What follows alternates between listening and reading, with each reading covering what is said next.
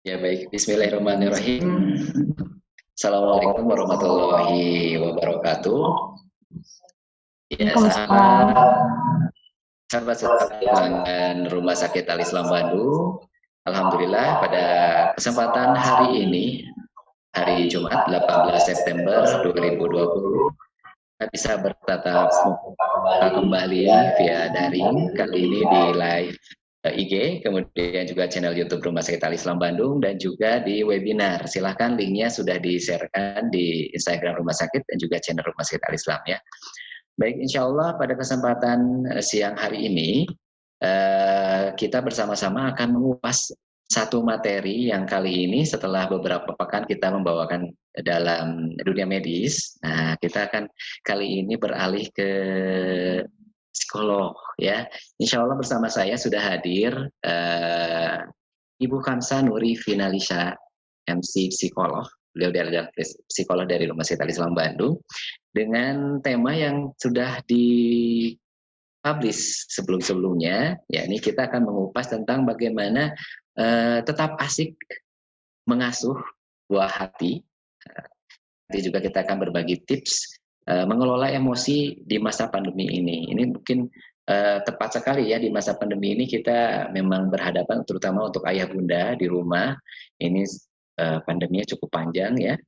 Nah, tentu saja manajemen emosi kita ini diuji bagaimana kita bisa tetap mengasuh buah hati kita dengan baik. Baik, kita langsung aja akan menyapa narasumber kita pada siang hari ini, Mbak Hamsa Nuri Finalisa, MC psikolog. Assalamualaikum, apa kabarnya Mbak Hamsa? Waalaikumsalam. Oke. Waalaikumsalam warahmatullahi wabarakatuh. Selamat siang. Alhamdulillah baik. Oke, Mangga.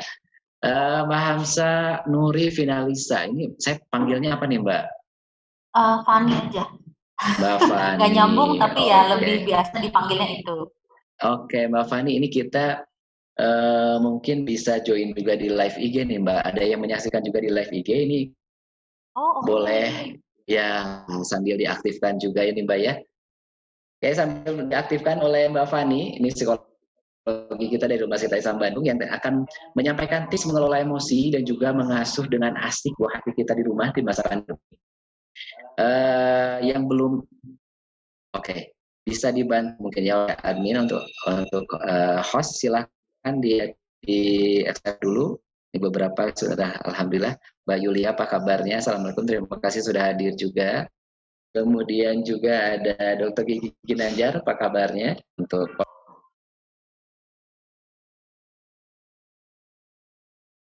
selamat siang Ayah Bunda. Selamat siang yang sudah meluangkan waktunya. Terima kasih meluangkan waktunya biar kita bisa ketemu ya secara virtual mengisi siang hari ini dengan bermanfaat insya Allah. Nah, cuman saya mau tunjukin screen ya, belum sebentar lagi. Jadi kita mau ngobrol aja. Bisa kalau kita lihat, kalau kita bilang namanya adaptasi kebiasaan baru, sebetulnya itu tidak hanya terjadi di ranah tindakan ya, tetapi juga di bagaimana kita mengelola emosi kita. Karena kan kayaknya ketemu sama situasi-situasi baru. Anaknya tetap yang sama, suaminya juga tetap yang sama, ya nggak ganti, istrinya juga tetap yang sama. Tetapi interaksi yang akhirnya terjadi di masa pandemi ini akhirnya jadi ya tentunya jadi berubah dan memunculkan hal-hal baru yang menantang kebiasaan kita.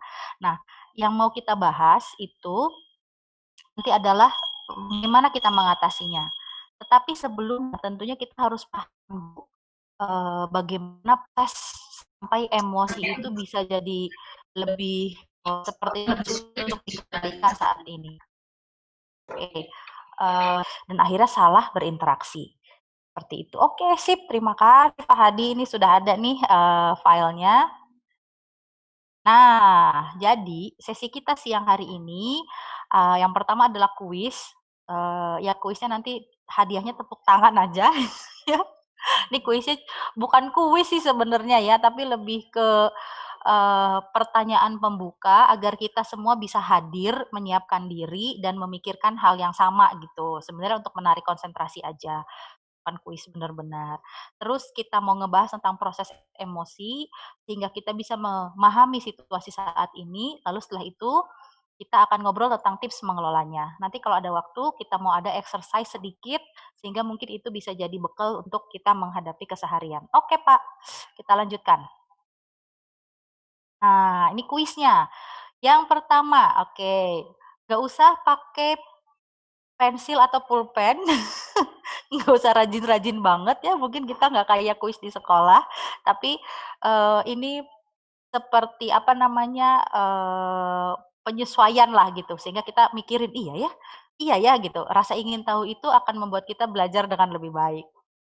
Ya udahlah pokoknya gitu ya. Di manakah proses emosi terjadi? Oke, di manakah proses emosi terjadi? Ya karena, ini kuis, kita nggak akan kasih jawabannya. Sehingga lanjut, Pak. Ini cuman untuk, mengkondisikan. Oke. Terus pertanyaan berikutnya, kan seringkali, "Aku mah orang yang pemarah." Oke, gitu ya. Kata-katanya tuh biasanya suka seperti itu. Atau, "Saya mah," eee, eh, si anak biasanya, "Si Ade mah cengeng, Bu." Gitu kan kadang-kadang gitu ya kata-katanya. Dia mah, wah kalau kalau nangis, nggak berhenti-berhenti misalnya, kalau marah, lempar barang. Nah, sekarang pertanyaannya adalah dapatkah emosi diubah? Nggak ada jawabannya juga nggak ada, ini mah memang cuman buat bikin kepo aja. Oke, lanjut, Pak.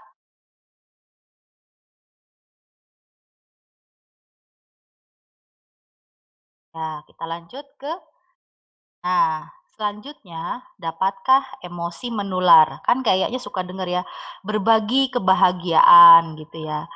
Terus, "Oh, soalnya dia takut sih, jadi kan aku ikutan jadi takut. Soalnya dia mukanya kayak gitu ya." Nah, sekarang, mungkin itu sering kita dengar. Jadi pertanyaannya adalah dapatkah emosi menular? Sip. Udah, pertanyaannya itu aja, nggak ada jawabannya, nanti jawabannya. Sehingga sekarang kita mulai masuk ke konteks pandemi. Oke, di konteks pandemi ini kita di rumah aja. Tentu saja aktivitas jadi berkurang, lalu bosan, anak-anak lebih banyak di rumah, karena anak-anak, orang tua, dan mungkin anggota keluarga yang lain lebih banyak di rumah, kita akhirnya bisa mengamati kesulitan, tantangan, dan hambatan yang tadinya nggak kelihatan gitu. Yang tadinya kita nggak pikirin, jadi akhirnya jadi muncul. Habis itu kita jadi lebih sering bertemu sekeluarga. Sebenarnya ini adalah, hal yang indah ya bertemu sekeluarga itu. Bahkan dulu mungkin ditunggu-tunggu, cuman kalau sekarang kok kayaknya jadi terlalu sering kok jadi pada bosen gitu ya. Nah, konteks pandemi itu memang menawarkan hal-hal baru. Ya, saya melakukan pendekatan seperti yang nih, yang sekarang yuk kita lanjut ke yang berikutnya, Pak. Nah, sebelumnya tadi saya udah tanya tuh di awal, hal yang paling memicu emosi itu apa sih? Tadi Bapak Ibu kalau tadi di awal sudah mengikuti, saya tadi minta Bapak Ibu untuk memikirkan hal yang paling memicu emosi itu apa, lalu setelah itu harapannya ingin seperti apa. Lalu dikasih nilai, hal yang paling memicunya itu misalnya nilainya berapa, lalu harapannya dikasih nilai juga. Misalnya saya pengen 10, saya pengen bebas emosi, tenang, hidup bahagia selamanya. Misalnya kayak begitu. Ya boleh tulis aja dulu nanti kali kita bisa sharing, kita ngobrolin ya. Nah, sekarang kita masuk ke saat bayi baru lahir. Coba bayangkan bayi itu baru lahir tidak punya konsep apa-apa gitu ya di kepalanya.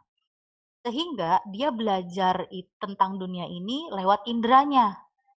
Ya, sinar yang terang, selimut yang nyaman, peluk yang hangat, popok yang basah, perut yang lapar, semuanya itu tadinya nggak ada maknanya, nggak ada kata-katanya, nggak ada, eee, ini tuh apa aja nggak ada gitu, yang ada hanya sensasinya gitu.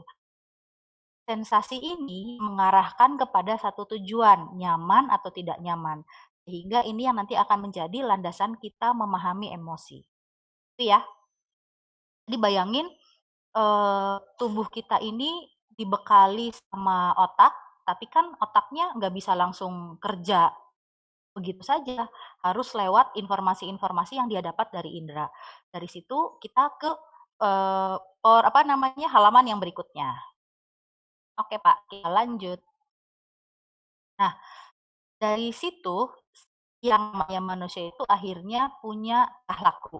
Dan tingkah laku itu tolong diingat, dia itu pasti punya tujuan. Jadi pasti goal directed. Apa tujuannya? Tujuannya sih sebetulnya agar survive, agar hidupnya berkesinambungan. Nah, bagaimana bisa ke sana? Nah, itu dibekali dari awalnya itu adalah perasaan nyaman, tidak nyaman, sehingga dia bisa menilai situasinya, lalu waspada atau kalem aja, sehingga dia bisa mengambil tindakan. Kalau misalnya ada ular, tapi ularnya 10 meter, ya kalem aja, ya enggak? Tapi kalau ularnya ya sebelah banget, ya kudu waspada, ya enggak? Nah, ini adalah settingan di dalam badan, sehingga setelah itu otak akan menyuruh bala tentaranya, akan menyuruh apa misalnya otot, hormon, anggota tubuh, akhirnya mengambil tindakan. Tindakannya itu bisa approach, bisa kita mengejar, bisa kita avoidance, bisa kita menghindari. Kalau misalnya ada kue di depan mata, pasti kita jadinya approach. Anak kecil ngelihat ada kue belum kebuka, pasti dideketin, lalu dia deketin mamahnya minta dibukain. Kalau ada semut, padahal cuma semut, tapi karena dia nggak tahu itu apa, dia waspada, membangkitkan perasaan tidak nyaman, dia akhirnya avoidance, kayak begitu. Nah, ini adalah cara kita untuk memahami emosi itu kenapa bisa jadi muncul. Oke, lanjut Pak.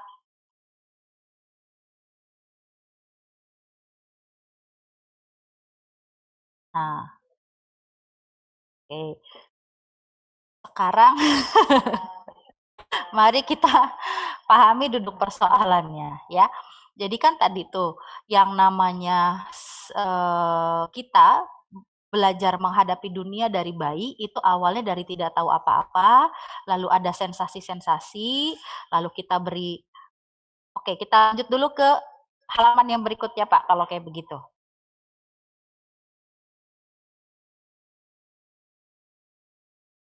Bagaimana sih emosi itu dibentuk? Bagaimana? Jawabannya ada di next berikutnya lagi, Pak. Jadi Bapak semangat.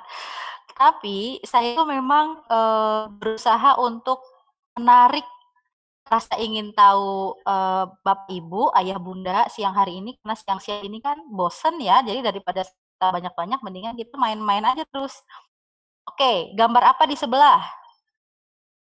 Bisa lihat kan ya, di sebelah itu ada gambar hitam dan putih. Ada yang bisa ngechat nggak? Misalnya ada kalau misalnya kita bisa chat, boleh dong kasih tebakan.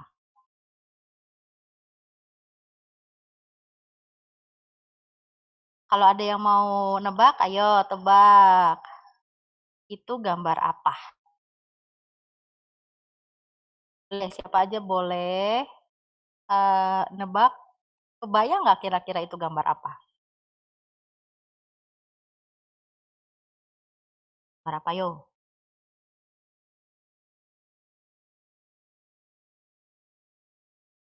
Boleh dicat aja dulu kalau misalnya udah ya, oke ya. Pak, gini kita pelan-pelan ya Pak ya. Jadi sekarang ke tes dulu. Kita biarin aja dulu itu gambar jadi kayak hantu ya, membayangin tapi nggak ketahuan itu apa. Nah, sekarang saya mau kasih gambar, coba lihat deh Bapak Ibu sekalian. Ini di sini ada gambar, gambarnya itu apa yo? Tawon ya? Apa namanya? Lebah madu gitu ya? Nah, lebah madu. Oke. Sudah diperhatikan sayapnya, diperhatikan badannya, diperhatikan kepalanya. Oke, sip ya. Sip. Sekarang Pak Punten balik lagi ke halaman yang sebelumnya.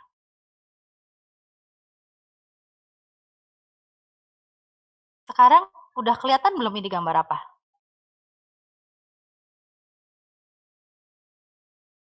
Gambar orang. Kelihatan. Lebah Iya, ya kayak emang. tadi gambar yang tadi. Iya, Lebah iya itu betul. sama. Iya, emang sama. Tapi kalau sebelumnya kebayang nggak itu gambar lebah, Bapak Ibu? Enggak. Enggak sama sekali ya. Oke. Iya. Saya ingin percobaan dulu untuk menunjukkan bahwa kita memahami lingkungan itu lewat pengalaman, termasuk begitulah emosi itu terbentuk lewat pengalaman. Kalau misalnya sebelumnya belum pernah punya pengalaman menahan marah, kita nggak tahu yang namanya menahan marah itu seperti apa. Oke, Pak Hadi, sekali lagi dong, dua kali, ngekliknya 2 kali ke halaman berikutnya, lalu berikutnya lagi. Saya mau tunjukin lagi bagaimana sih emosi itu terbentuk. Sekali lagi. Nah, kita mau kasih nama ini eksperimennya pengalaman ruang gelap. Bayangkan Anda memasuki ruangan yang gelap, udah masuk, kan gelap. Lalu menggapai-gapai itu ke saklar lampu. Namun ternyata saklarnya ada di luar. Pernah nggak kayak gitu Bapak Ibu? Nah, ini kalau kejadiannya adalah ruang gelap, ya kita tinggal keluar, lalu hidupin dari luar. Tapi kalau kejadiannya adalah situasi konflik dengan anak atau dengan suami, bisa jadi kita menggapai-gapai, lalu kita udah marah duluan, atau kita udah bete duluan, atau kita udah melakukan hal yang sudah terpola. Jadi kan ini sebenarnya kayak pola. Karena kamar mandi misalnya di rumah saya cetekannya ada di dalam, saklarnya ada di dalam, saya setiap masuk ke kamar mandi, masuk dulu baru nyetekin. Ternyata ketinggalan. Ini namanya pola. Pola ini berhubungan dengan yang tadi dari pengalaman. Makanya suka dengar nggak misalnya dia terbebani oleh masa lalu. Ini oleh masa lalunya, atau pokoknya yang berhubungan dengan masa lalu itu biasanya ada kaitannya. Karena kita memaknai seluruh pengalaman kita, termasuk pengalaman emosi itu dari pengalaman. Sekarang saya tanya, susah nggak mengontrol emosi?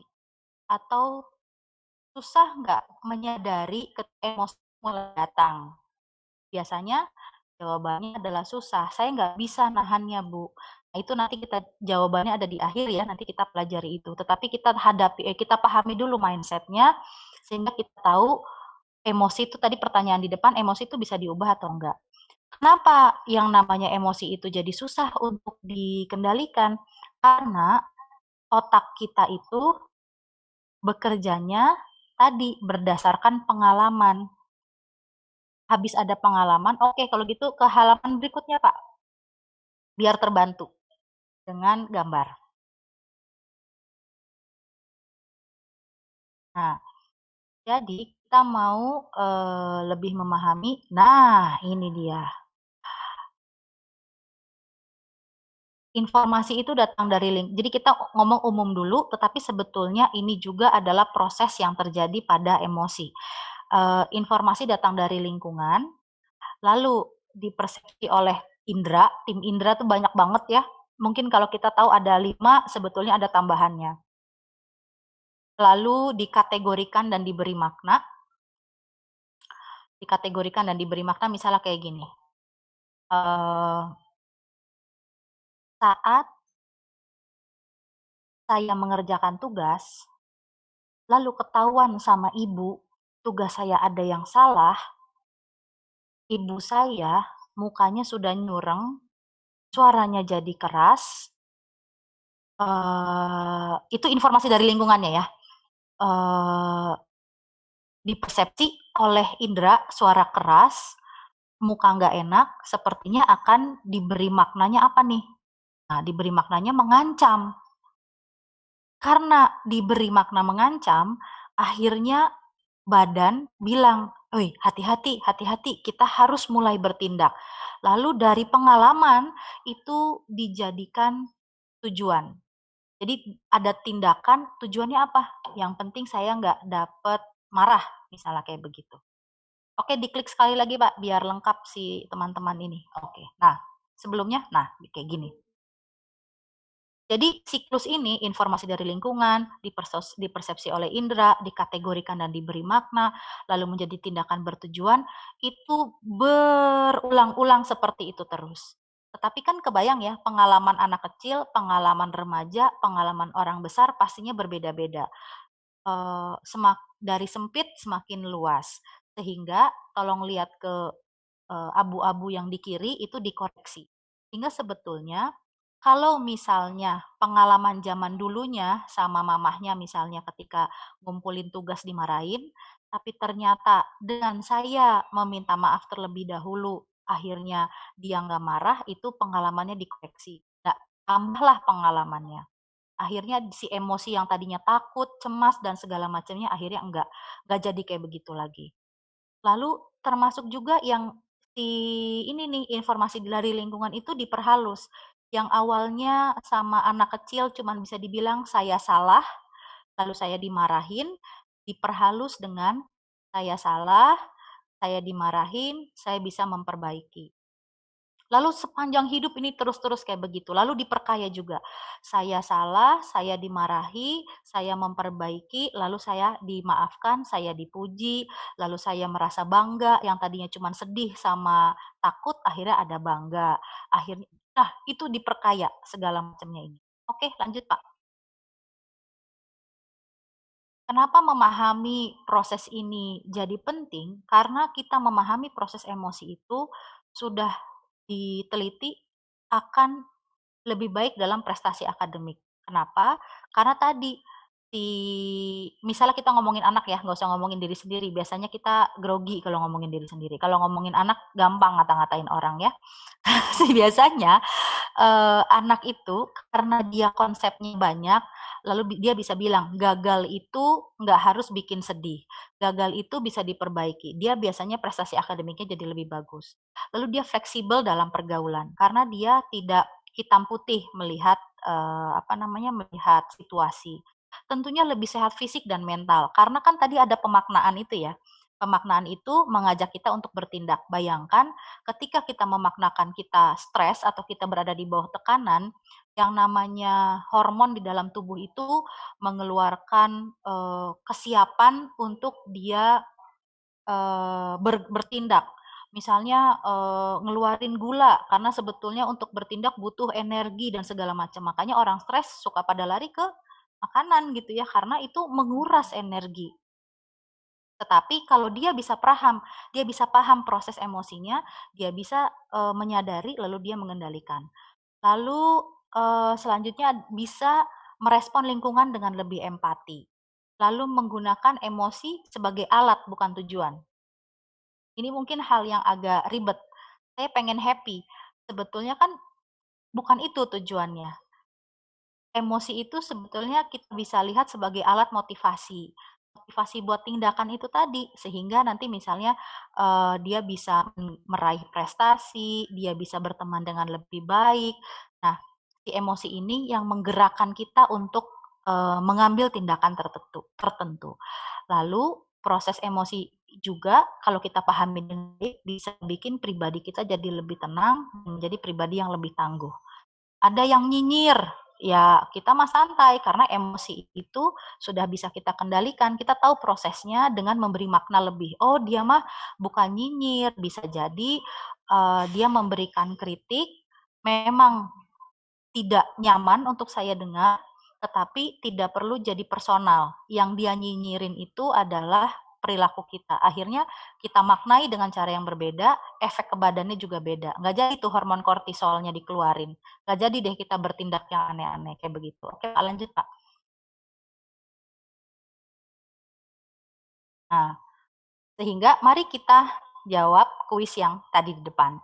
Di manakah proses emosi terjadi? Ternyata pengendalinya ada di otak dan seluruh indera dalam dan luar menjadi sumber informasi termasuk organ, otot, hormon untuk menjadi eksekutornya.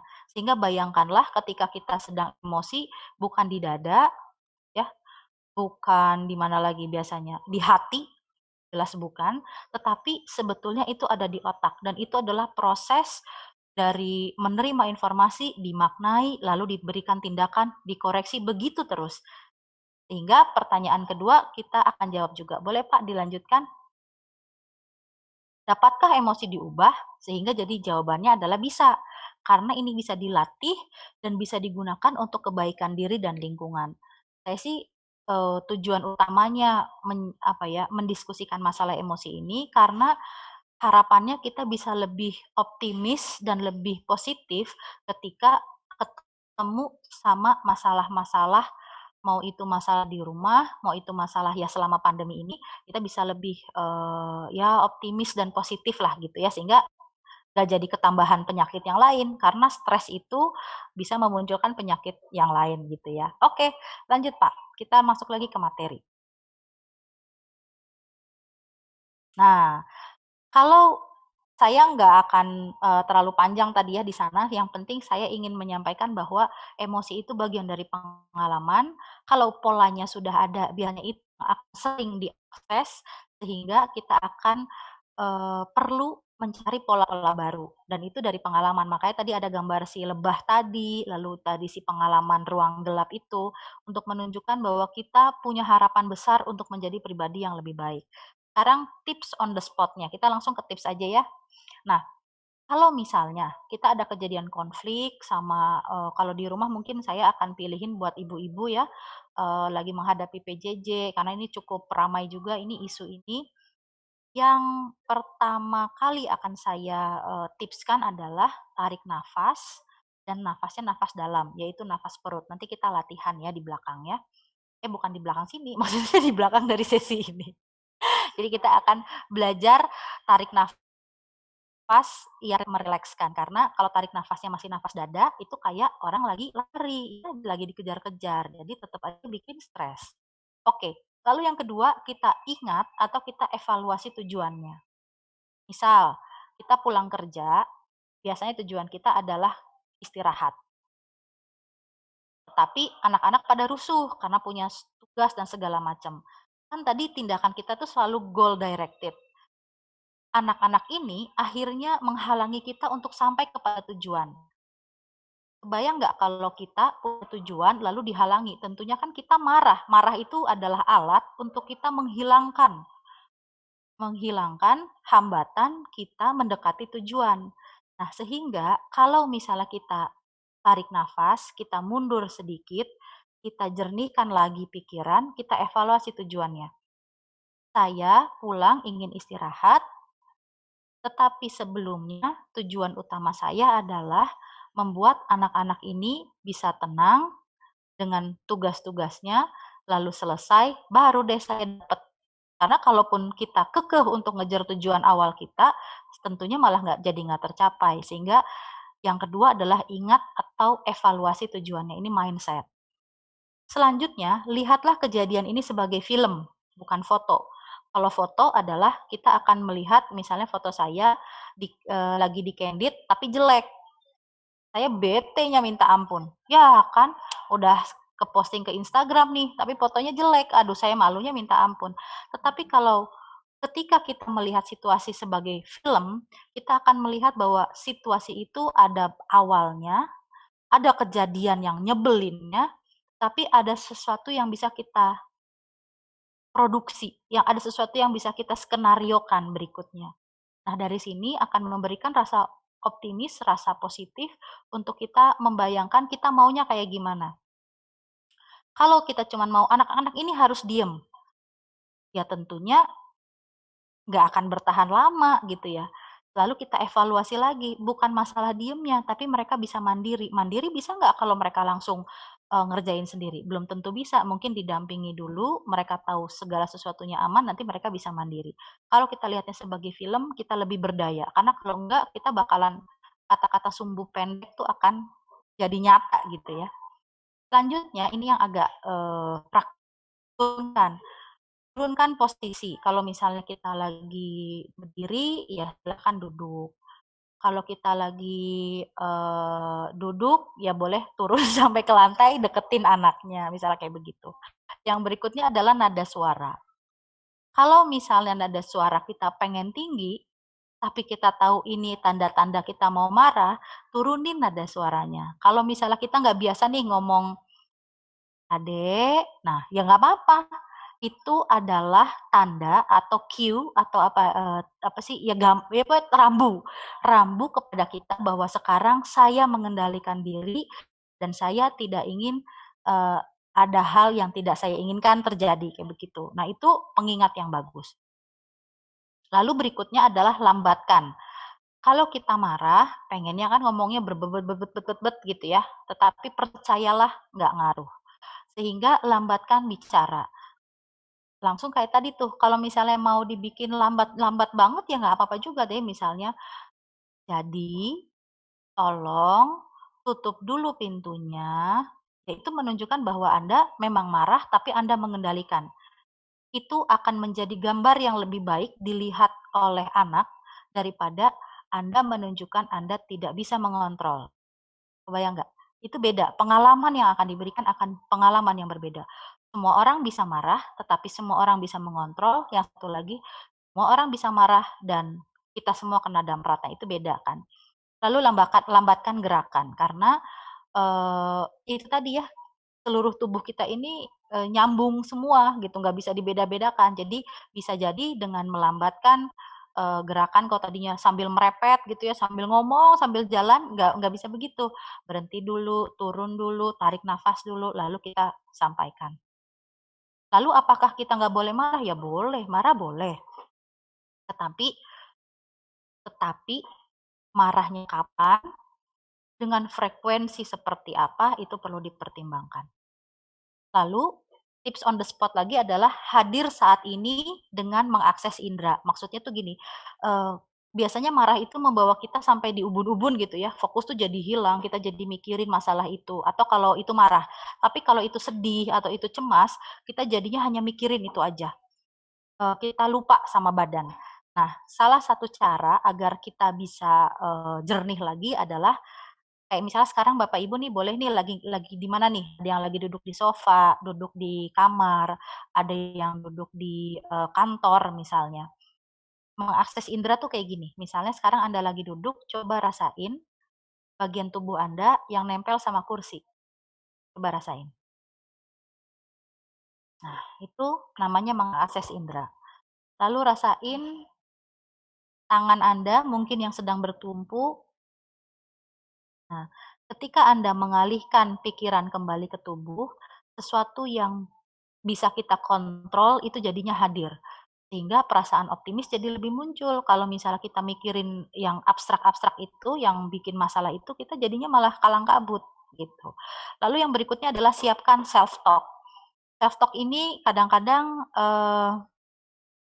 sering dilupakan oleh orang. Tetapi sebetulnya ini bisa jadi tips yang paling mudah untuk dilakukan. Misal, buat saya gitu ya, ketika misalnya anak saya lagi nggak mau makan atau apapun itu, saya kan pasti pengen maksa dia untuk makan.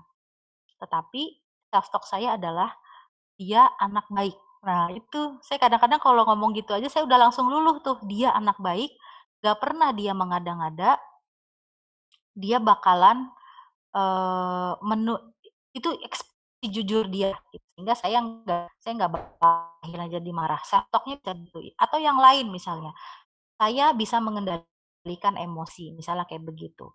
Saya mau sabar, misalnya, ya kayak begitulah. Self talk yang menurut Anda paling dekat dan paling cocok sama diri sendiri. Nah, itu tips on the spot-nya. Oke, sekarang kita lanjutkan. Boleh Pak ke next. Nah, sekarang kita ngobrolin tips dalam melatihnya di keseharian. Yang pertama adalah jaga ritme tubuh. Ritme tubuh itu apa sih? Ritme tubuh itu basic needs ya, hal-hal yang dasar. Misalnya tidur, makan, kebersihan, bangun tidur. Kalau misalnya ada ada aktivitas yang bisa membantu kayak misalnya pagi-pagi tandanya adalah saya sudah langsung mandi, lalu langsung bersih-bersih, dan segala macamnya. Nah, jaga ritme tubuh itu bisa jadi caranya begitu. Lalu perhatikan kebutuhan tubuh. Kebutuhan tubuh itu tentunya dari makan, minum, gitu ya, yang basic needs-nya. Kalau misalnya kita kurang tidur, kalau misalnya kita kurang tidur, Enggak, Pak. Kalau misalnya kita kurang tidur, biasanya kita akan lebih sensian ya, saat ada masalah yang nggak butuh, intensitas marah setinggi itu. Kalau kita lagi lapar atau misalnya lagi kepengen makan sesuatu tapi nggak kesampaian, kadang-kadang kita juga jadi lebih sensian. Jadi, yang pertama sebetulnya malah fokus sama hal yang nggak ada hubungannya sama emosi. Lalu yang berikutnya adalah perkaya atau perhalus pemaknaan emosi. Gimana caranya? Karena emosi itu yang memproses adalah otak dan otak itu bekerjanya pakai bahasa, tentunya kita tambahkan pengalaman-pengalaman kita yang berhubungan dengan kejadian dan bagaimana kita menyimpannya dari dalam bahasa. Yang pertama bisa membaca buku, lalu kita memperhalusnya bisa dengan memahami konteks. Misalnya anak saya nggak mau makan karena ternyata tumbuh gigi. Kakak saya, lagi stres karena ternyata, di kantornya dia berbeda pendapat sama teman kerja, misalnya gitu. Jadi kita akhirnya nggak jadi, "Ih, kenapa sih marah-marah mulu?" Misalnya gitu ya. Kita memperhalus, situasi itu dengan memahami konteksnya. Lalu, kita juga perlu memahami emosi apa yang digunakan, lalu kapan, dan dengan intensitas yang seperti apa. Misalnya, kalau terlambat ngerjain PR misalnya, apakah intensitasnya kudu sampai 10 kalau itu 10 puncaknya? Kan belum tentu ya, bisa jadi, anak-anak mah 10 itu kalau misalnya dia melanggar aturan agama, nilai norma itu 10. Tapi kalau masalah ngerjain PR, misalnya bisa di 4 saja, misalnya kayak begitu. Lalu, ini adalah salah satu cara yang mungkin jarang kita pikirkan, yaitu dengan membuat kategori baru. Misal, tujuan saya tidak tercapai, maka saya sedih. Itu kan kategorinya, apa ya, saklek banget. Tetapi kalau kita bisa bikin kategori yang baru, misalnya, tujuan saya tidak tercapai, saya bisa mencoba lagi, lalu saya bisa meminta bantuan, itu kan kategorinya jadi banyak, nggak cuman saya kalau nggak nyampe, saya gagal, itu kan nggak begitu, tapi ada yang lainnya. Itu akan sangat membantu kita dalam melatih emosi. Di sini saya kasih contoh, misalnya kalau kita lagi nggak sabar sama anak gara-gara dia lama banget ngerjainnya sampai kita harus begadang, kita bilang sama diri sendiri dengan kategori baru, begadang melatih kesabaran. Atau kita ngelihat anak kita ada yang cowok sama cowok atau ya terserahlah, gendernya apa, tapi sering banget berkonflik, lalu kita buat kategorinya, konflik itu adalah masalah, kita buat kategori baru, konflik adalah ruang belajar untuk menyelesaikan masalah, sehingga mereka belajar penyelesaian masalah, itu kategori baru. Lalu, misalnya menangis tanda ia butuh ditolong, misalnya menangis tanda ia, merengek atau masalah lagi, kita bikin kategori baru, menangis itu tanda ia butuh ditolong, sehingga kita ekspresinya nanti akan berbeda. Lalu selanjutnya adalah kita berlatih menghadirkan rasa tenang. Kalau kita terlalu sibuk ya, seringkali rasa tenang itu kayak hilang, padahal sebenarnya ada. Kalau kita akses lagi, kalau kita hadirkan lagi, dia akan lebih ada di belakang, dia lebih gampang buat kita tarik. Nah, kalau misalnya sudah lebih cepat ditarik, kita akan lebih terbiasa untuk merasa tenang.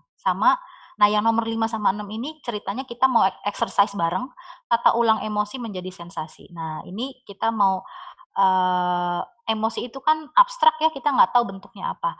Sehingga saya mau ajak nanti menjadi sensasi itu tadi, misalnya, kita sekarang lagi tegang, lagi capek, lagi lelah, saya mau ajak nanti kita breathing exercise, lalu kita cari sensasi yang paling dekat yang bisa, kita akses sehingga kita lebih tenang. Oke gitu Pak, lanjut Pak. Ada lagi nggak ya? Ada. Untuk anaknya. Jadi ini adalah tips dalam melatih, emosi anak. Yang pertama, deskripsikan, si anaknya misalnya mukul. Kamu marah sehingga kamu mukul. Lalu tunjukkan sensasinya. Kalau misalnya mukul, dia sakit, kamu juga tangannya sakit. Lalu tunjukkan gerakannya. Tuh kan, nangis itu jadinya dia menjauh dari kamu. Lalu berikan konteksnya. Karena ininya ada satu, tetapi kalian mau sama-sama. Padahal coba lihat ke samping. Ada kuda, ada ini, ada apa. Misalnya kayak gitu. lalu perkaya dengan pengalaman. Kalau tadi kejadiannya sama dia doang, kita cari buku yang berhubungan dengan konflik misalnya, tambahkan pengalaman. Lalu kita lagi jalan-jalan, ada anak berbagi apa misalnya, lalu berantem lagi, itu jadi pengalaman lagi. Lalu perkuat juga dengan chemistry. Di sini maksudnya chemistry adalah antara orang tua dengan anak, antara pasangan sama pasangan, itu chemistry. Chemistry itu gimana cara memperkuatnya? Melakukan aktivitas bareng, menahan diri saat konflik, itu memperkuat chemistry. Karena akhirnya trust tuh jadi bagus. Yang tadinya kita prediksi ini bakal awur-awuran, tetapi dia berusaha untuk menahan diri, saya berusaha untuk menahan diri, chemistry jadi bagus lagi. Yang tadinya halaman belakang kotor, kita sama-sama, kita saling menghargai, berterima kasih, itu chemistry juga jadi bagus lagi. Yang tadinya aku jedot, aku nangis, lalu aku dipeluk, lalu emosiku turun, itu juga memperkuat chemistry. Semakin banyak tabungan chemistry kita, makin itu akan ya menjadi tabungan, sehingga ketika nanti ada konflik atau ada situasi emosi lainnya, anak-anak ini nggak akan buru-buru kemana-mana ya, karena dia tahu, oh oke, saya mah berpikirnya begini, ayah saya mah pasti akan berharap begini. Prediksi tadi kan kita ngomongin tentang kategori lalu mengarahkan tindakan, prediksi tindakannya itu nanti dia akan tepat. Dan jadinya tingkah lakunya akan lebih terkontrol. Oke, sip. Sudah selesai kayaknya. Sekarang kita mau latihan ya. Nah, latihan nafas. Oke. Bapak Ibu, ayah bunda, kakak adik yang ada di rumah, kalau misalnya sekarang sedang duduk, boleh duduknya senderan.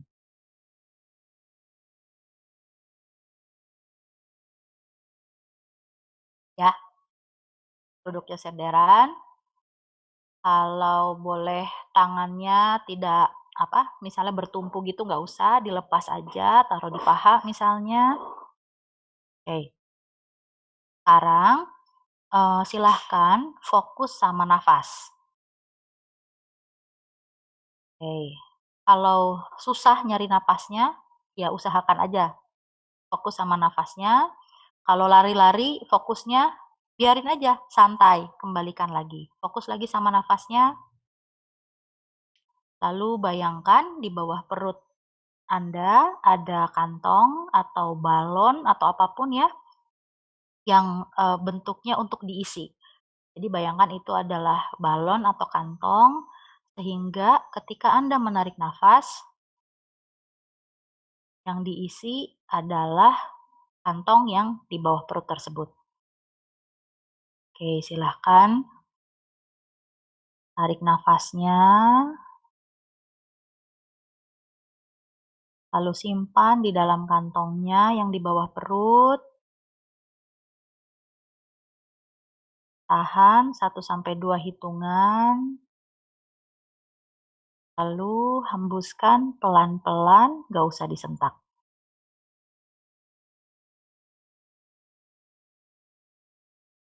Ya, pelan-pelan aja. Tarik nafas lagi.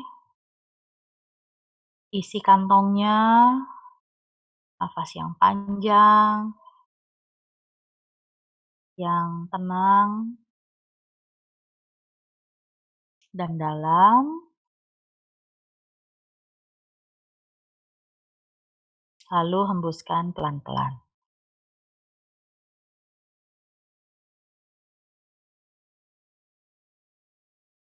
Oke.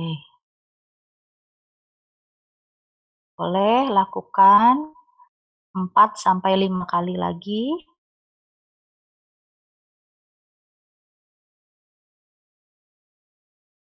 Hembuskan perlahan, tidak usah disentak.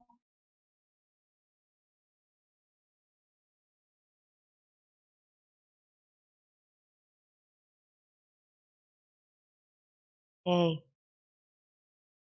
Latihan nafas ini sebetulnya berusaha untuk membuat kita menyadari nafas yang cepat itu bikin kita stres. Nafasnya nafas dada ya. Biasanya kita jadi makin pengen cepat ngomong, jadi tersengal-sengal ketika berbicara. Tetapi kalau kita sekali-sekali ingat sama nafas perut atau nafas diafragma, itu membuat kita lebih Ya secara oksigen lebih banyak juga ya, jadi kita jadi lebih fokus, kita juga jadi lebih tenang, dan juga saat marah itu memberikan jeda. Karena kan tadi ngomongin pola ya, yang masuk ke ruangan gelap itu kan itu pola. Kita ujuk-ujuk cari saklar padahal saklarnya ada di luar. Nah, kita mau bongkar pola ini menjadi pola yang disadari sehingga kita butuh kasih jeda, barulah masukkan si evaluasi tujuan tadi. Oke, tujuan saya nih mau apa? Kalau saya bertengkar sekarang, kita perang-perangan sekarang, saya jadi nggak bisa nih buat beristirahat, misalnya kayak begitu. Nah, latihan nafas ini bisa dilakukan setiap hari. Misalnya memang diluangkan waktunya pagi-pagi 10 kali, sore-sore 10 kali, sehingga itu menjadi hal yang terbiasa. Kita akan menjadi lebih tenang di tengah-tengah kesibukan dan stres sehari-hari. Seperti itu. Oke, mungkin yang satu lagi nanti dulu aja, kalau mau kita jawab pertanyaan dulu aja gitu.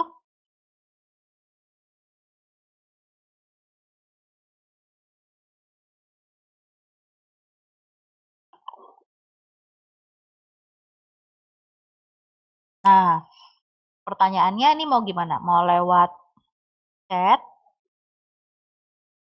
Oh oke, mangga. Kalau gitu nanti ada yang dibuka ya.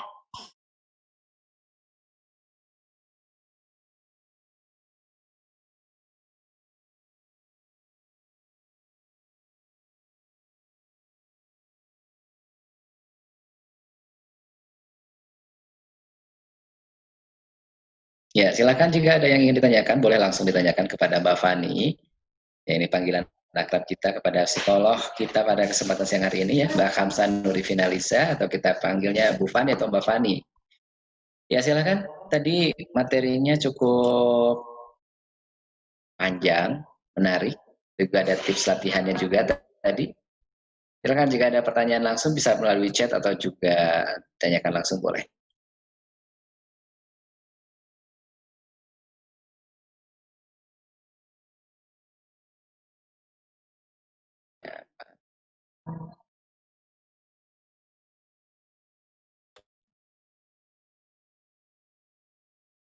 Hmm?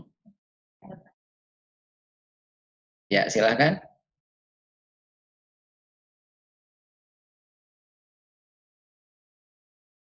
Pak Sutikno.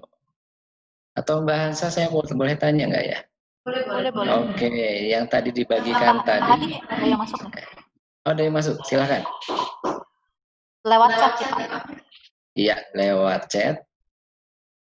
Oh, tapi ini susah makan. Nah, Beda ceritanya ya, kan nggak apa-apa. Ini ya dari Bu Titin Bengkulu ya. Apa kabar Ibu Titin ini dari Bengkulu ya? Terima kasih sudah hadir siang hari ini. Iya, tapi ini pertanyaannya, Assalamualaikum Bu, gimana cara mengatasi anak umur 2 tahun yang susah makan? iya. Aduh. Tapi betul mungkin nggak apa-apa, ada korelasinya juga Mbak Fani. Iya, ada. Kadang-kadang kan susah makan ini juga memancing emosi. Iya, itu dia.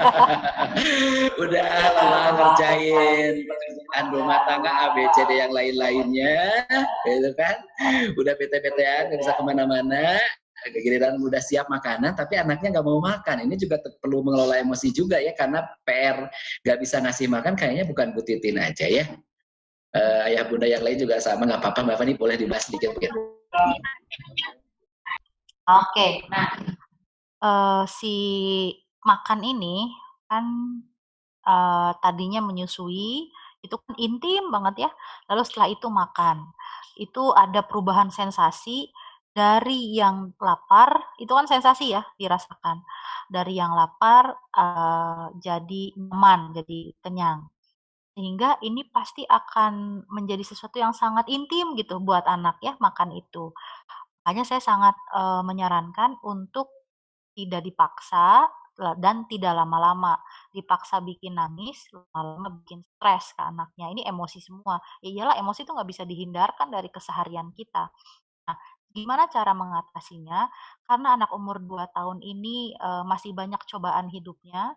Cobaan hidupnya itu dari tumbuh gigi, enggak, sakit, terus belum belum bisa tekstur tertentu, eee, bete sama mainannya misalnya, itu banyak sekali cobaan hidupnya, ya nggak hanya orang dewasa yang cobaan hidupnya, anak usia 2 tahun juga. Jadi cara mengatasinya yang pertama adalah terima dulu dia nggak mau makan, lalu pikirkan, alternatif model makanan yang lain, nggak usah selalu makanan besar terus yang dikasih, tawarkan juga makanan, apa namanya, yang finger food, yang snack-snack tapi bergizi misalnya, ya nggak bergizi sekali-sekali nggak apa-apa juga ya, buat biar nggak stres ya, daripada stres anaknya bete, wah udah jadi nggak rame. Nah, lalu selanjutnya, perbanyak bermain dengan lingkungan asli. Karena di lingkungan asli itu maksud saya misalnya keluar, ketemu debu, ketemu tanah, ketemu air, ketemu yang geli-geli, ketemu yang basah-basah. Karena makan itu kan berhubungan dengan tekstur di mulut dan penciuman. Kalau misalnya anak-anak ini masih takut tekstur tertentu, biasanya memang akan sangat lebih susah jadi picky eater. Coba perhatikan, beberapa anak cuma makan makanan yang putih dan kering, misalnya nasi, ayam, nugget, kentang goreng, pokoknya yang kering aja. Nah, ini berhubungan dengan, berhubungan dengan sensor, sebenarnya itu berhubungan dengan indera. Nah, sehingga masalah inderanya ini atau sensitivitasnya ini yang harus kita turunkan. Dengan apa? Ya udah dibiarin aja dia ketemu sama segala macam bentuk pengalaman indrawi yang baru, sehingga dia merasa aman, oh nggak apa-apa. Jadi dia nggak jijik atau nggak takut, atau pas mau masuk di mulut nggak yang aneh rasanya. Ada kan sampai udah gede, ada orang yang nggak bisa makan ikan misalnya, ada orang yang nggak bisa makan, ya bentuk-bentuk tertentu lah, itu bisa jadi oleh-oleh waktu dia kecil, nggak bisa sensor tertentu gitu. Mungkin itu, biar kita nggak emosi ketika ketemu anak umur 2 tahun. Gitu Oke. Pak, gimana lagi Pak? Iya, terima kasih Mbak Fani ya. Nah ini sebelum kita lanjutkan nih, pertanyaan tadi yang saya keputus nih, Mbak Fani. Tips-tips yang tadi dibagikan, kemudian juga apa namanya teknik-teknik tadi yang dibagikan. Apakah ini berlaku untuk semua range usia ya, buah hati ini para pendengar kita, penyimak kita, sahabat-sahabat Rumah Siti Islam ini mungkin buah hatinya beda-beda range usianya ya Mbak ya. Nah, apakah itu memang bisa diaplikasikan ke semua range usia tersebut secara general, secara umum, ataukah memang ada perlakuan khusus untuk balita misalnya atau yang lainnya gitu Mbak, atau yang lebih dewasa misalnya ABG-ABG kayak anak saya ini udah SMA, bingung juga ya, beda juga perlakuannya mungkin ya Mbak ya. Nah, Nah, sebetulnya kalau yang kecil itu pakai yang tips untuk anak, deskripsikan, berikan pengalaman dan segala macam. Mungkin konteksnya yang akan berbeda dengan anak SD atau SMP atau SMA atau bahkan sama orang dewasa. Tetapi sebetulnya prosesnya sih ya itu-itu juga. Kalau kita melatih orang, pakai tips untuk anak. Tetapi kalau misalnya ini adalah, mahasiswa gitu yang udah agak gede gitu ya, lalu kita lihat ritmenya berantakan, tentunya yang bisa kita kenai dulu, yang bisa kita intervensi duluan itu tadi si ritme itu tadi. Kan tadi ada tuh yang tips untuk melatih diri. Kita gempurnya itu ya karena tadi ya, pemahaman bahwa satu tubuh ini tidak bisa dipisah-pisah, itu yang akan membuat kita menangani situasi ini dengan ya seluruh tubuh juga. Jadi dia memperbaiki, yang tadinya, "Bu, anak saya itu di dalam kamar aja, nggak mau keluar, takut ini, takut ketemu orang." Oke, kalau gitu nggak usah dipaksa, tapi diminta, "Temenin ibu yuk, mau beli bubur ayam nih ke depan," misalnya kayak begitu. Itu termasuk ritme-ritme yang tadinya dia, melo-melo, itu diajak jadi keluar. Kebutuhannya juga. Tapi kalau misalnya dia belum tenang, dia kadang-kadang nggak bisa tuh menyadari kebutuhannya, sekarang lagi lapar kah, atau sekarang lagi, pengen mandi kah, jadinya jadi jarang mandi, misalnya kayak begitu ya. Nah, berarti memang kudu ditenangin dulu, tenanginnya pakai yang mana, ya tadi, pakai yang tips on the spot itu. Dianya, belajar untuk tenang, kalau dia bisa dikasih tahu, "Coba deh sekarang kita latihan nafas," misalnya. Terus, coba kita kasih self talk-nya apa, misalnya kita kita menjadi, terapis di rumah sendiri itu bisa tadi pakai tips-tips yang ada di sana.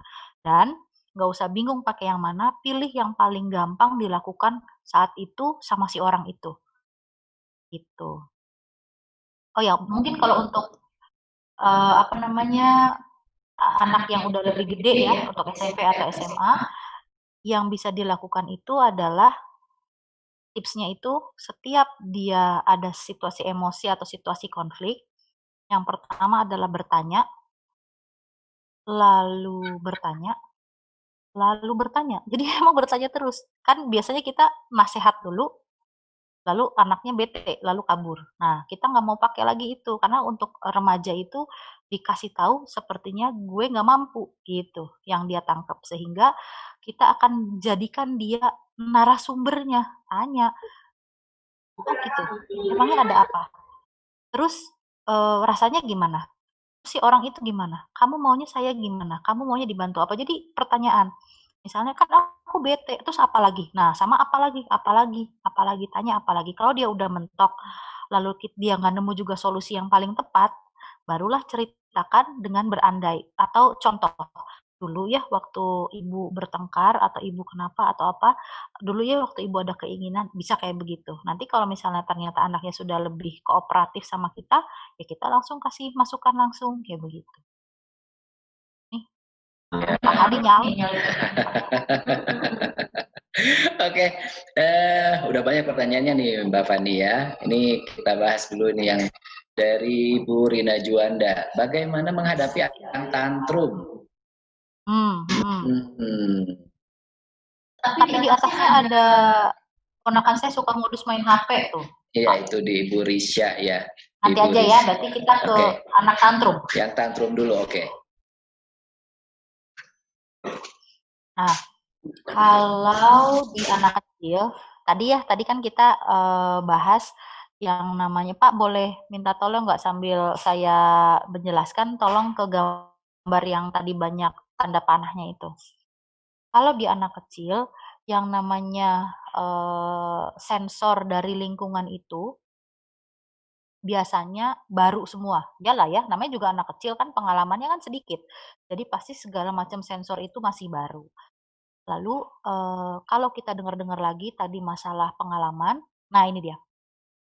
Informasi dari lingkungan itu biasanya kan hal-hal yang hal-hal yang baru lah, yang belum dia kuasai benar-benar misalnya. Contohnya apa? Yang biasanya itu adalah memenangkan antara keinginan sama regulasi diri. Yang mana nih yang mau dimenangkan, misalnya kayak gitu. Kan terus nanti dia tantrum. Nah, tugas kita adalah memberikan informasi yang lebih halus ini. Karena kan biasanya kalau anak-anak punya keinginan tuh sepertinya harus ada. Anak-anak itu akan melihatnya ada atau tidak ada, ya kan? Sekarang mau kita tunjukkan ada, tidak ada, ibu berusaha, kamu menunggu, itu diperhatikan. Oke, nah si anak ini kan tadi saya sampai dia akhirnya ingin dia bertindak untuk mendapatkan keinginannya. Nah, tindakan dia itu misalnya tadi karena dia menilainya ini adalah, kan anak kecil mah masih mikirnya dua ya, dapat tidak dapat, senang tidak senang. Lalu dia mengambil tindakan. Nah, si tindakan ini yang kita koreksi karena ya karena namanya anak kecil belum bisa, ya kita yang melakukan koreksinya. Misalnya kalau berteriak, ibu jadi takut dan ibu nggak tahu kamu mau apa, coba ngomongnya pelan-pelan sehingga tindakan itu kita koreksi. Atau gini yang paling gampang, kan misalnya kita lagi main bola, nah, ibu jadi kiper. Nah, sebagai kiper, ibu harus menangkap bola. Tapi ketika itu datang, badan itu nggak oke, nggak menerima nggak menerima dengan tepat. Akhirnya jadinya nggak dapet gitu ya. Nah, ini kan kita koreksi. Oh, oke, berarti saya kecepatannya harus begini, beloknya harus begini sehingga tuh si bola ketangkep dan nggak masuk ke gawang. Nah, model koreksi kayak beginilah yang akan kita ajarkan sama anak kita yang punya cara khusus untuk mendapatkan keinginannya. Misalnya intensitas saya ketika lagi nangis harus segini biar saya diperhatikan. Nah, itu kita koreksi, nggak usah kayak begitu, turunin sedikit nanti kamu dapat yang kamu inginkan, misalnya kayak begitu. Nggak usah muter-muter, misalnya sendal aku mana, tapi dia sambil muter-muter, bukannya nyari, ya kita koreksi. Kalau kamu nyari sendal, ya ke dekat pintu, bukan kamu teriak-teriak, misalnya kayak begitu. Nah, itu yang bisa dilakukan. On the spot-nya apa? Jadi yang tadi saya sampaikan adalah mengurangi tantrum untuk anaknya, tetapi untuk kita on the spot-nya adalah tarik nafas, karena yang mau kita tunjukkan sama dia adalah contoh mengelola emosi yang baik. Kalau misalnya kitanya juga langsung naik, berarti kan dia tahu cara yang paling benar itu adalah dengan teriak-teriak gitu. Tapi yang mau kita tunjukin, boleh marah nggak? Boleh. Saya tuh psikolog yang mendukung untuk marah. Tapi marah dengan intensitas dan waktu yang tepat gitu ya. Kalau misalnya marah karena anak kita main HP saat PJJ, ya tentunya akan berbeda dengan marah saat dia eh, nyontek misalnya. Nyontek atau dia plagiat, dia udah gede lalu dia plagiat. Nah, itu kan beda ininya, kayak begitu. Tanya menunjukkan yang tenang. Oke, gitu Pak. Lanjut, siapa lagi nih yang mau kita? Ya, pertanyaan selanjutnya ini Mbak Fani dari Ibu Risha Damayanti. Mohon izin bertanya, dengan kondisi sekolah saat ini, PJJ, ini keponakannya ya, keponakan saya suka jadi modus main HP. Nah, jadi PJJ-nya cuma berapa jam, sisanya malah dipakai main HP. Mungkin nggak bisa di stop tuh main HP-nya, padahal PJJ-nya masih sebentar, tapi main HP-nya yang lebih banyak. Nah, gimana mengatasinya nih Mbak? Nah, kan kalau ya ini banyak sekali ya, memang ini dekat dengan kehidupan kita nih. Si namanya anak gitu ya, memang regulasinya tuh belum oke. Malah katanya bagian dari otak yang mengatur regulasi itu masih berkembang, bukannya belum. Kalau belum mah kan kayaknya nggak bisa sama sekali. Ini mah bisa, apalagi kalau dilatih itu akan bisa. Tetapi akan benar-benar optimal baru di usia 20-an awal. Sehingga di usia SD, kalau kita minta dia udah betul-betul punya kendali terhadap dirinya, itu jelas bohong banget ya, jelas kita nggak bisa. Sehingga nggak boleh bosen buat ngingetin. Karena apa? Karena ya itu tadi, godaan hidup tuh banyak juga. Bukan hanya kita yang godaannya banyak. Kita pengen ngerjain tugas, malah nonton. Kita pengen tidur, malah nonton Korea. Padahal kan harusnya tidur, malah begadang gitu kan. Itu kan godaan. Anak kecil juga godaannya banyak. Lalu apa yang bisa kita bekali kepada dia? Yang kita bekali adalah untuk saat ini, sebelum itu muncul, betul-betul muncul, kita punya strategi untuk menitipkan kendali diri pada diri dia. Gimana caranya?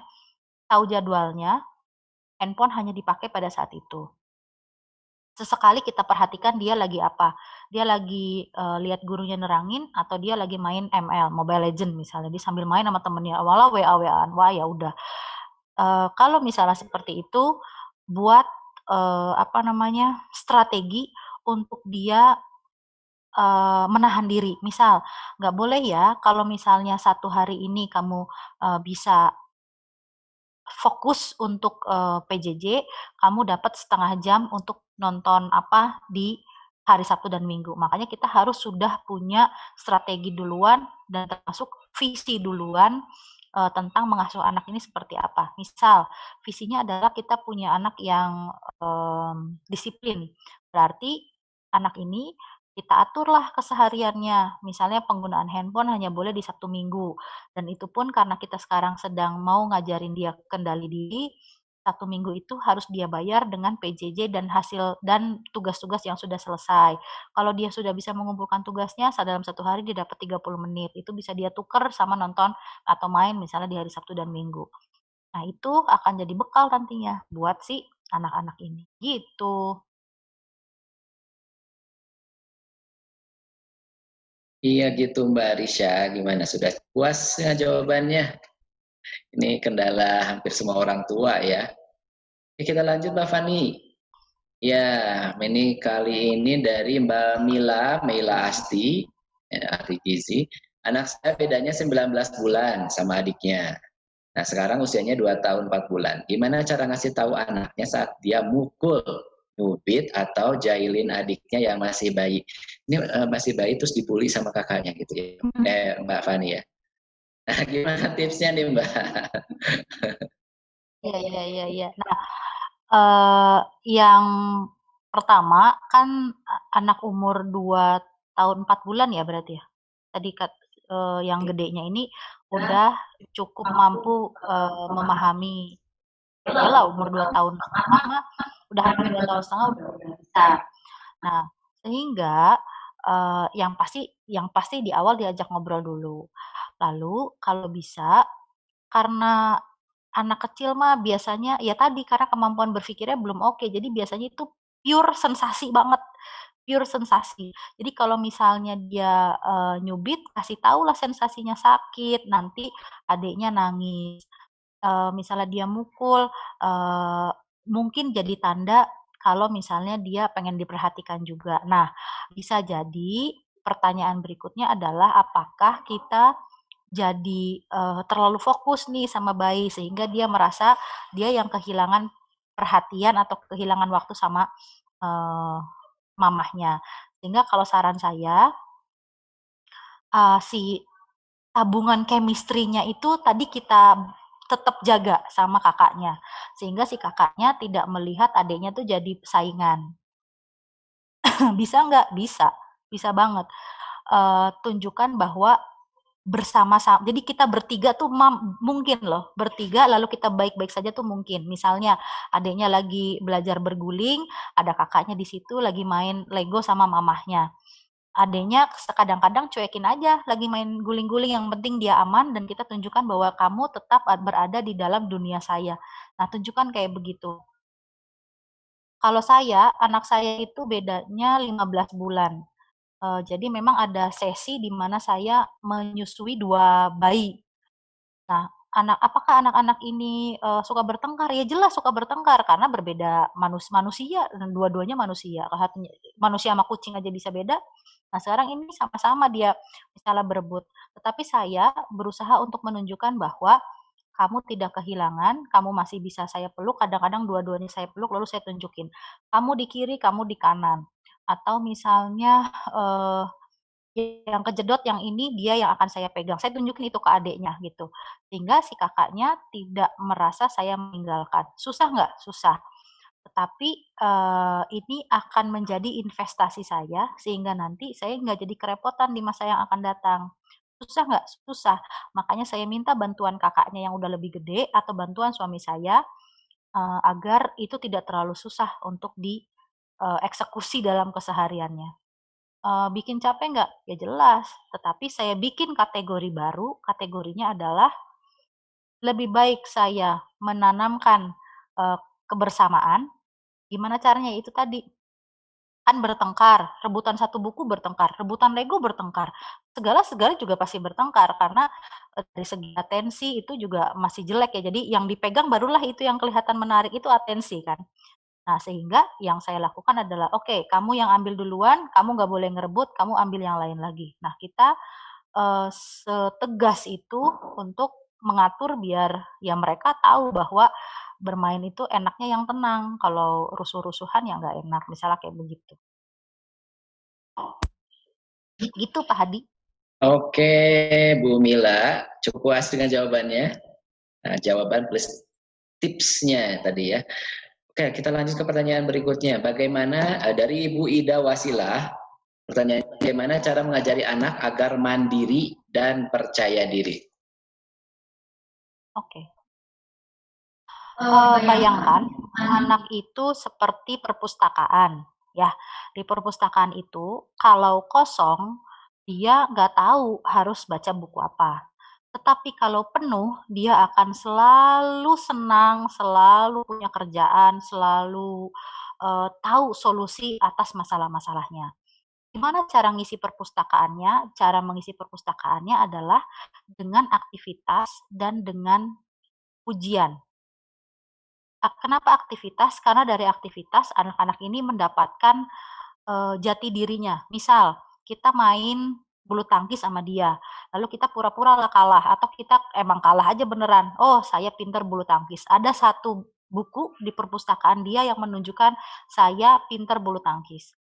Lalu aktivitas lain lagi, kita masak, ternyata dia bisa bikin telur yang oke, dapatlah satu buku lagi. Itu aktivitas itu membuat dia jadi mengenali dirinya. Lalu yang berikutnya adalah pujian. Kadang-kadang anak melakukan satu dan lain hal, tetapi dia tidak menyadari bahwa itu tuh keren atau itu tuh bermanfaat. Sehingga itu yang kita tunjukkan sama dia. Ternyata si adek tuh kalau sama kamu tenang ya, malah bisa diem main berjam-jam misalnya gitu. Dapat satu buku lagi. Buku-buku ini yang akan menemani anak kita ketika dia nanti keluar. Kan PD itu apa sih? Mampu menampilkan dirinya dan mengatasi masalah di luar sana. Dia keluar, ketemu sama masalah. Oh, waktu itu aku pernah nih berkonflik sama adik. Waktu berkonflik itu, aku tanya sama dia masalahnya apa, atau aku kasih duluan, setelah itu aku pinjam lagi. Dia udah punya bukunya. Lalu setelah itu dia keluar, dapat presentasi di depan orang. Oh, aku itu pernah presentasi atau menjelaskan tentang apa kepada ibu aku. Nah, itu dia udah punya bukunya juga. Selain aktivitas, kata-kata atau sifat-sifat juga bisa. Kamu tuh penyayang ya. Nah itu, bayangkan semakin banyak buku yang kita simpan dalam perpustakaan anak kita ini, maka semakin fleksibel dia. Setelah fleksibel, semakin mandiri dia, dan semakin dia mampu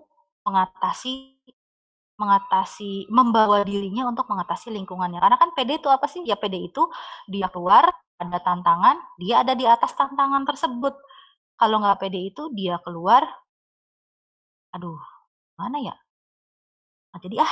Nah itu kan nggak PD. Tetapi ketika dia sudah punya bukunya, sudah ada pengalamannya, ya itu lebih oke. Satu tips, ketika kita memberikan komentar buruk atau kita memberikan komentar negatif, satu aja ya, PR-nya adalah berikan 3 komentar positif. Nah itu tips jarang lah ya. Dan saya mau jarang kita mengingat kayak begitu. Kadang kita udah ngomong jeplak, minta maaf, udah lupa. Padahal sebisa mungkin bayar dengan 3 positif komen. Karena apa? Karena tadi tuh yang di depan-depan, yang namanya emosi itu dari pengalaman, kalau pengalamannya banyakkan negatif, ya jelas dia akan mengakses yang negatif-negatif. Jadi kita balas dengan 3 yang baik. Begitu, Mama. Itu ya Pak Dia. Oke, masih ada pertanyaan lagi kah? Oh, yang tadi yang Bu Rina Juanda nih, Dok. Jadi keponakan itu sering tentunya itu karena keinginan bermain HP nonton YouTube-nya, terus ibunya selalu ngalah. Pada akhirnya selalu dan selalu. Nah ini mungkin dampak kedepannya kalau kita mengalah bersama anak ini mungkin bisa disampaikan juga mungkin Bapak nih ya, di mana batasan kita bisa menolerir keinginan-keinginan anak nih Pak. Nah, ini ya, kalau misalnya nonton YouTube itu kan kesenangan cepat, ya. Jadi ketika dia emosi, dia bisa senang cepat dengan itu. Lalu itu juga jadi kesenangan cepat buat orang tuanya, karena ketika dia marah-marah, dikasih handphone langsung diem. Silahkan bikin kategori baru. Kategori barunya tuh apa? Ketika dia nonton YouTube, kemampuan konsentrasi dan kemampuan menyelesaikan masalahnya akan terhambat. Itu akan jadi pengingat kita untuk tidak buru-buru ngasih YouTube. Lalu, kalau udah seringnya YouTube terus, memang sulit untuk mencari kegiatan lain yang lebih produktif. Sehingga tipsnya, kebiasaan buruk itu butuh kebiasaan baru yang mudah untuk diakses. Tetapi kalau masih kecil, nggak mungkin dia bisa. Kita aja mau diet, mau olahraga, kalau sendirian susah nahannya. Tetapi kalau misalnya ada yang ngajak olahraga, ada yang ketika saya diet, yang sebelah sana juga diet, bukannya saya diet di sana makan bakso, kita lebih terjaga. Nah, termasuk ini juga, tipsnya adalah siapkan 3 permainan atau 3 alat mainan yang bisa dia akses ketika dia bosen. Lalu terapkan batasan nonton, batasan gadget itu diterapkan. Lalu sediakan si 3 aktivitas ini dekat-dekat dan awal-awal temani dulu. Sehingga nanti misalnya permainannya itu Lego, mobil-mobilan, sama main slime misalnya. Nah, ini kalau ternyata main Lego udah bosen ganti, baca buku apa ganti terus. Tetapi di awal ini kita bantu untuk mengarahkan dia ke sana dulu. Nanti kalau misalnya di awal-awal udah bete, nyerah, ya udah nggak apa-apa. Misalnya kasih dulu handphonenya, karena kebiasaan baru itu butuh dibantu, butuh dipelan-pelanin biar dia bisa jadi kebiasaan yang kebiasaan sehari-hari kayak begitu. Dan selalu mengalah itu kan rasanya dia kalah gitu ya, rasanya dia nggak bisa mengatasi anaknya. Bayangkan kalau nanti keinginan-keinginan atau kendali dirinya lah di usia dewasa yang kita nggak bisa arahkan, itu lebih susah lagi nantinya, karena masalahnya bukan cuma masalah YouTube, masalah yang lain, masalah motor, masalah cewek, masalah tengkar sama temannya, masalah nonton konser misalnya, itu nanti bisa kemana-mana. Makanya investasinya silahkan dari sekarang karena masih lebih mudah gitu konteksnya. Itu Pak. Ngos-ngosan juga Pak ngomong lama-lama. Ngos-ngosan juga ya. Ini sudah ya di penghujung nih Mbak, sabar nih Mbak, masih ada satu pertanyaan lagi nih. Oke, kali ini pertanyaannya adalah dari anonim. Ya, anonim. Ibu anonim. Kalau mengendalikan emosi ketika anak 4 tahun, kalau dikasih tahu malah balik marah, kemudian tantrum sehingga memancing emosi. Nah, bagaimana nih Mbak? Jadi dia balik marah gitu ya. Nah, karena itu tadi, kalau tadi kita lihat dari awal, sebetulnya ini ada kuncinya itu di pengalaman ya. Kalau pengalamannya dia itu ada tapi memang ada ya tadi tujuan survival itu ada ya, bahwa kita harus mendapatkan apa yang kita inginkan. Saya nggak nyaman nih, sehingga saya harus mendapatkan apa yang saya inginkan. Pahami dulu bahwa ketika anak punya keinginan akan menilainya seperti itu. Kalau saya nggak dapat main mobil-mobilan, berarti saya gagal atau saya sedih. Pokoknya dunia hancur kalau nggak ada mobil-mobilan. Misalnya kan kayak begitu. Nah sekarang itu dipahami, diterima bahwa anak masih modelnya kayak begitu. Nah, kita perkayalah pengalaman dia dengan dia mengendalikan diri. Misalnya, ya udah perhalus ya, kamu mau ini, tapi sekarang belum bisa, kita main yang ini dulu. Saya bahkan bisa ngerjain anak saya dalam rangka mengendalikan diri, Bu, mau roti, tapi kan tukang rotinya nggak lewat-lewat. Ya udah, nanti denger ya, kalau ada yang tenonet, nah itu berarti kamu panggil tuh tukang rotinya. Nah itu dia ngomong terus itu, saya berusaha, tadi kategori yang saya bikin adalah saya mengajarkan anak untuk mengendalikan diri. Dia ngomong terus, mungkin lama-lama pengen nabok juga, tapi kan enggak, karena kita punya kategori baru itu. Kategorinya adalah mengendalikan diri, sehingga coba tebak umur berapa dia? Umurnya 2,5 tahun. Bisa nggak diajak ngobrol? Bisa. Saya perkaya pikiran dia dengan tukang roti itu datangnya jam segini, suaranya kayak begini, lalu gerakan kita adalah kayak begini. Kalau kedengeran berarti nanti kita ke sana. Sambil saya terus omongin gitu dan dia setengah jam ngomong itu terus, lama-lama memang nggak ada, sampai udah maghrib akhirnya dia nggak datang juga. Tapi karena saya sudah terbiasa untuk menunjukkan kepada dia, ya itu tadi, menunda, ya kayak gitu ya, terus diajak ngobrol, kalau nggak ada nggak boleh teriak, kalau nggak ada kamu frustrasi, frustrasi itu wajar, tapi saya nggak akan kalah, saya nggak akan kasih kamu. Misal di Indomaret, ya nggak apa-apa sebut merek ya, misalnya kita lagi jalan-jalan keluar, lalu ada mobil yang harus dia minta, dia akan nangis tantrum. Ya biarin aja, saya ambil dari tangan dia, lalu saya tunjukin sama tetehnya, "Teh, ini dikembalikan ya, ini tidak dibeli." Lalu saya gendong anaknya, mau dia nangis mau apa, "Kamu sedih ya, nggak dapet keinginan kamu. Di rumah banyak mainannya, kita pakai yang itu dulu." Ya, itu berulang-ulang, kan pengalaman tadi ya, emosi itu adalah kumpulan pengalaman yang nanti akhirnya dapat kita akses.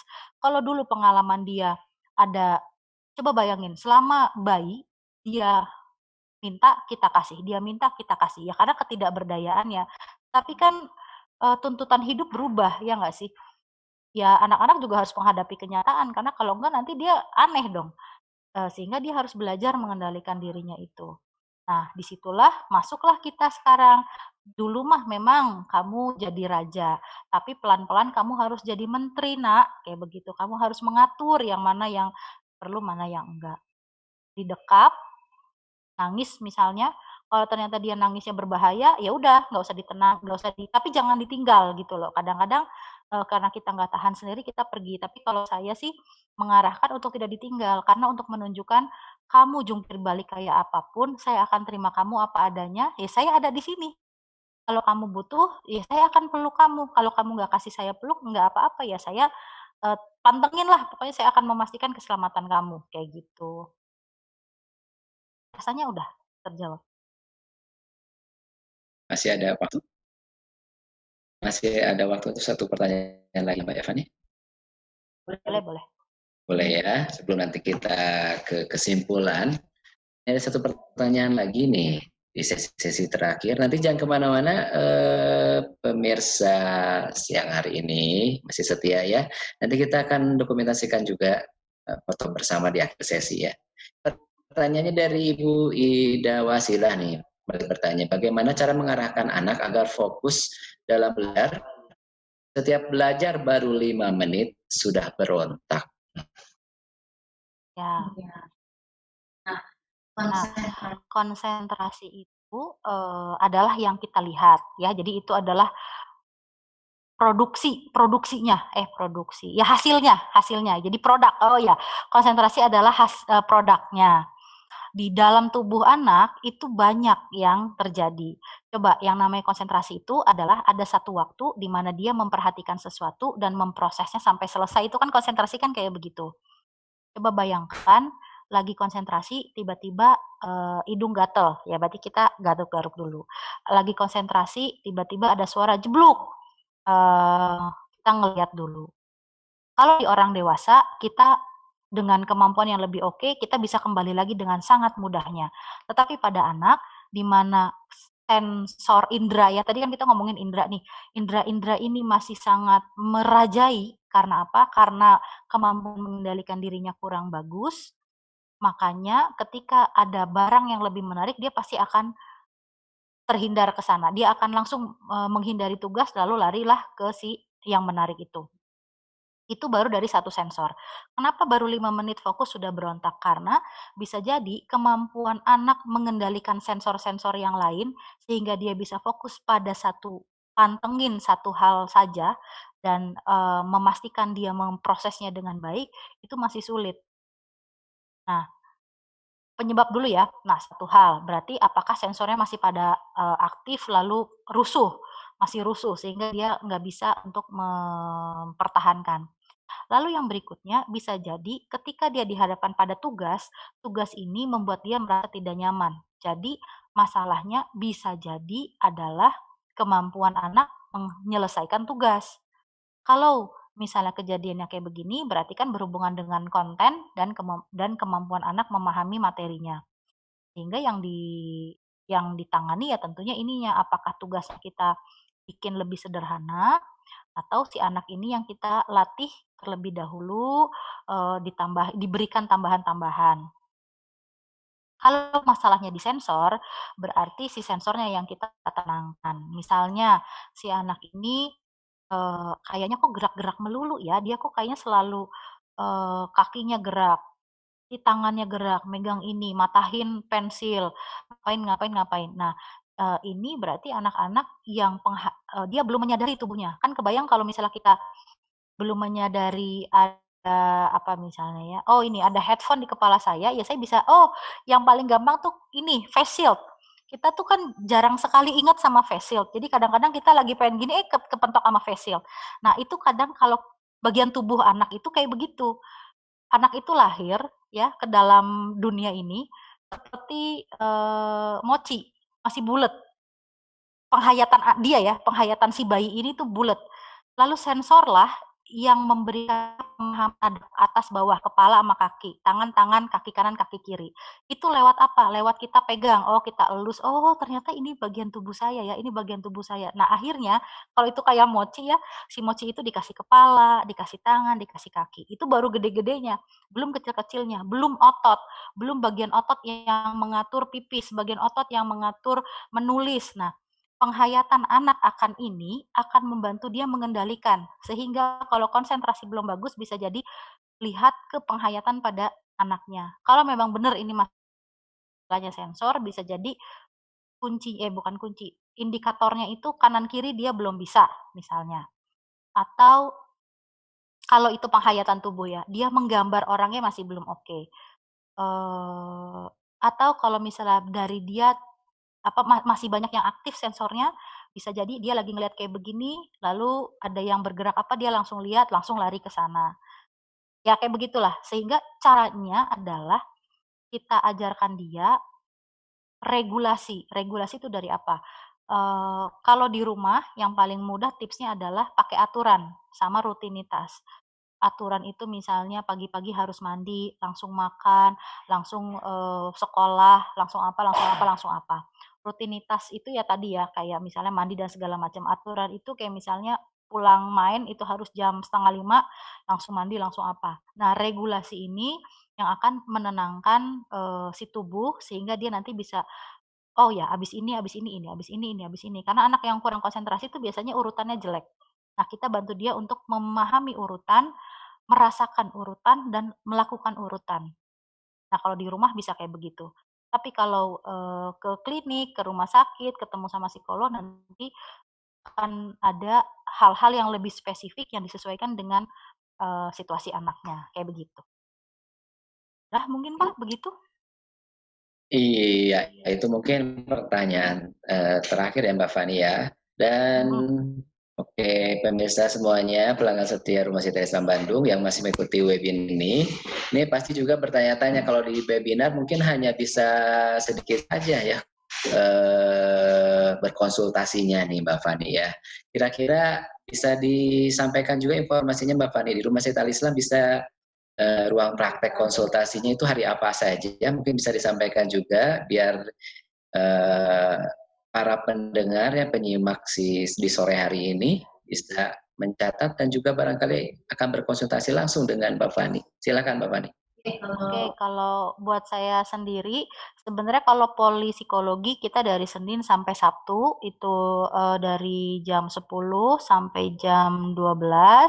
Kalau saya jaganya di hari Selasa sama hari Jumat.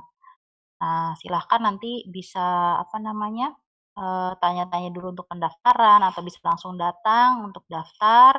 Nanti dibuatkan janjinya, ya nanti kita ketemu. Tuh. Oke, jadi ada appointment dulu ya Mbak Fani ya.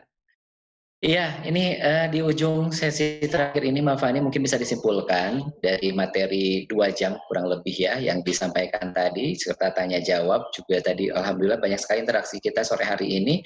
Ada beberapa mungkin poin penting bisa disimpulkan dalam materi kita di mengasuh asik nih di masa pandemi bagaimana kita mengelola dengan tenang, dengan damai di rumah, mengelola emosi kita terhadap buah hati. Boleh disimpulkan poin pentingnya Mbak Fani? Ya, oke. Jadi seperti pengalaman-pengalaman lainnya, emosi juga dasarnya itu adalah dari bagaimana kita mengalami dunia. Nah, mengalami dunia itu pada awalnya banget kunci dasarnya itu adalah dari sensor-sensor kita. Sensor itu apa sih? Kelima indera ditambah indera keseimbangan, vestibular, dan indera sendi namanya proprioseptif. Jadi ya seluruh indera lah yang ada di tubuh kita. Dia memberikan rasa-rasa lah, nyaman nggak nyaman, waspada nggak waspada, tadi udah ya disampaikan, sehingga kita mau bertindak karena ada tujuan.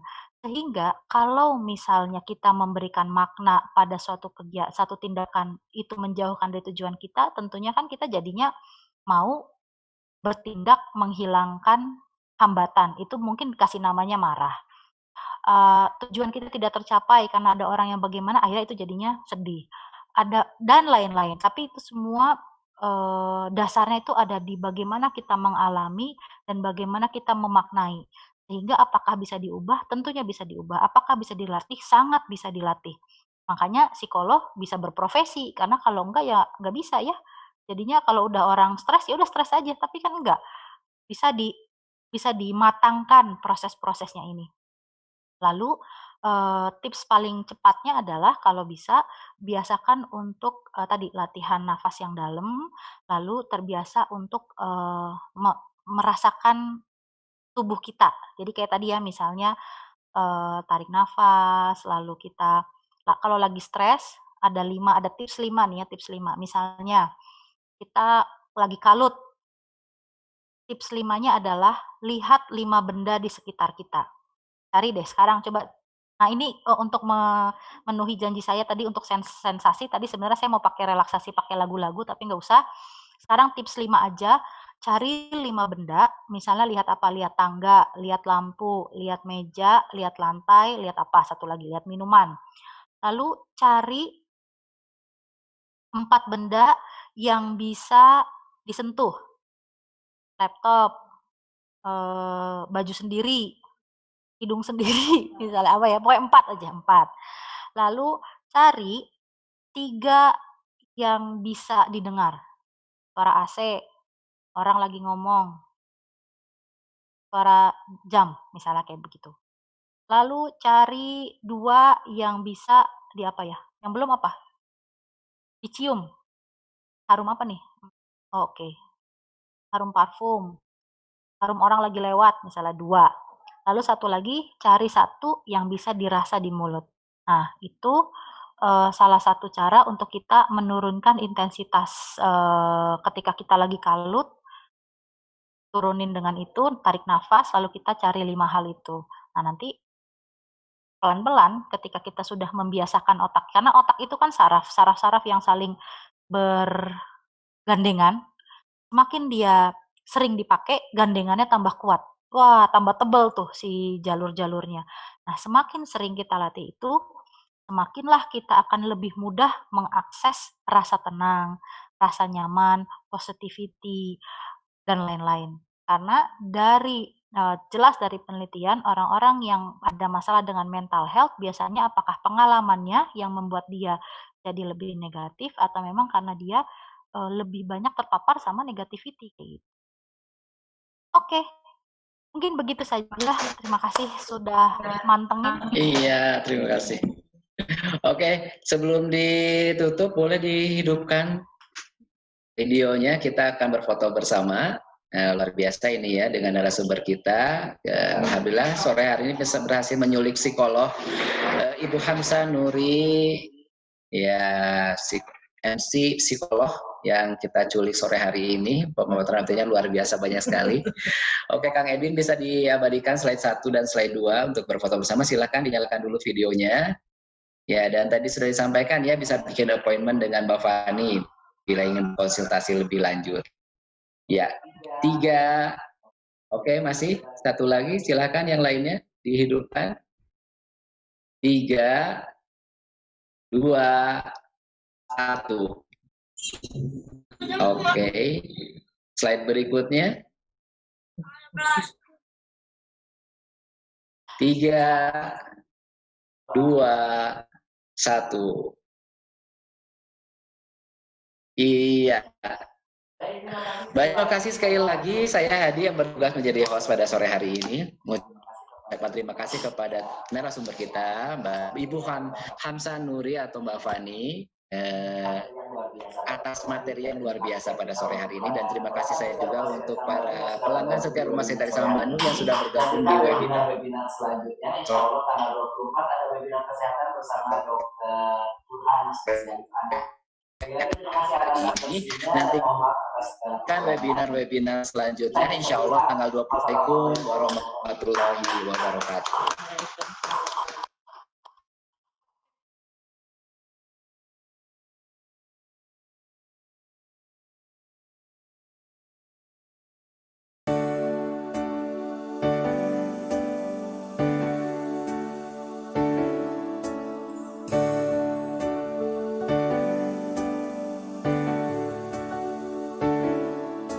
Rumah Sakit Al-Islam Bandung, tempat kita bernaung, tempat curahkan segala daya, hanya demi Allah semata.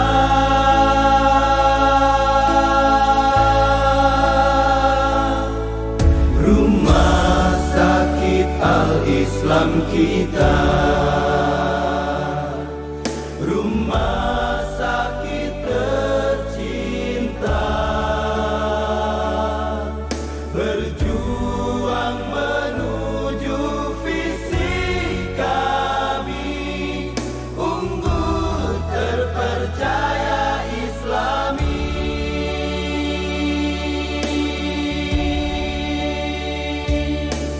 Tegakkan nilai-nilai Islam, mendukung program kesehatan, kerjasama dan puaskan pelanggan, gapai kebahagiaan.